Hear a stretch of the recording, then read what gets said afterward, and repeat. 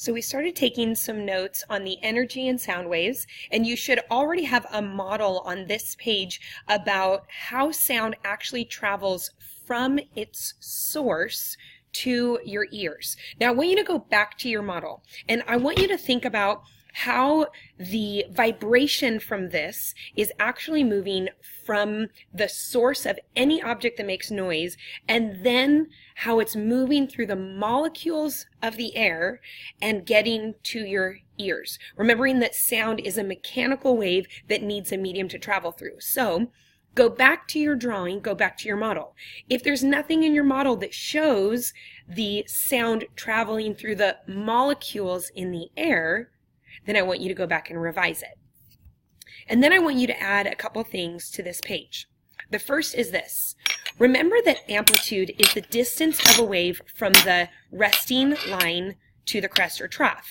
And so when you're looking at this wave, we're remembering that amplitude is related to the volume of a sound. And a decibel, or dB, is a measure of the amplitude of a sound. So if I take a tuning fork and I hit it lightly, it's very different than if I hit it a little harder and we hear a higher volume. What I want you to do is to draw this wave graph, including the red line and the blue line. And then I want you to take some additional notes, not copying this question down, but actually writing notes about which of these waves represents a louder sound and how you can tell. Now let's look at a different kind of graph, looking at the frequency. Remember that frequency is cycles per second, and frequency is related to the pitch of a sound, whether it's a higher note or a lower note. There's two colored waves here, a purple one and an orange one. And this might be represented by two different tones that we might play at the same time.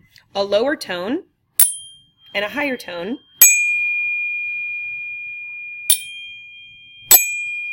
They have two different tones because they have two different frequencies, or two pitches because of frequency. So as you look at this wave graph, I want you to do the same thing. Not copy this question, but write an answer to the question. Which one of these waves shows a higher pitch, and which one shows a lower pitch, and how can you tell? And then I want you to take a moment to watch this video.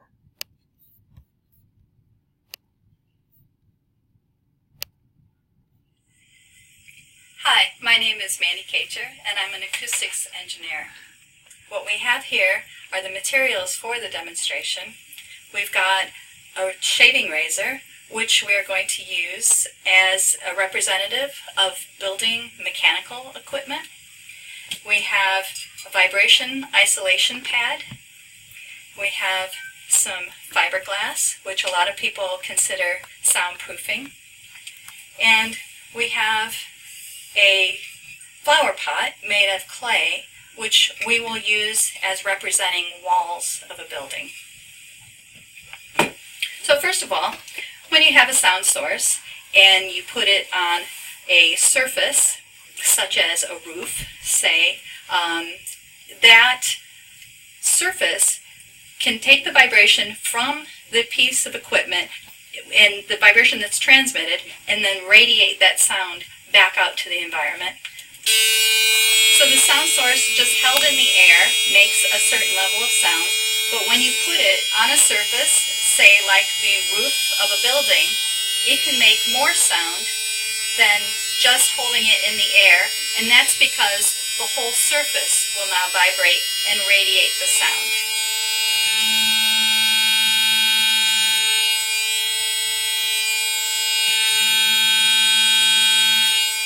And now, to prevent that transfer of energy, we'll take our vibration isolator and put it underneath the piece of equipment. Without and with. A lot of people think that fiberglass will block sound. That's not really the function of fiberglass. If air can pass through the material, then so can sound. And so this in of itself doesn't block sound, it absorbs sound, which is a different principle. So to demonstrate that, we've got our sound source again. And then we'll put this over the sound source. And as you can hear, it's not blocking a whole lot of sound. It might be absorbing a little bit in the higher frequency, but really not very effective. The way that sound is properly blocked is you have to take a very heavy construction. We've got our clay pot here, which is representative of a heavy wall. Our sound source with the porous absorber. And now with our heavy construction.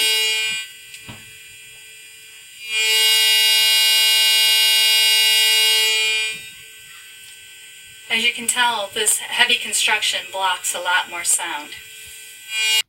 So you're welcome to take some of the information you just watched in this video, make a few notes, maybe add a few more things of adjustment to your sound box plan, and we'll keep working on it in class.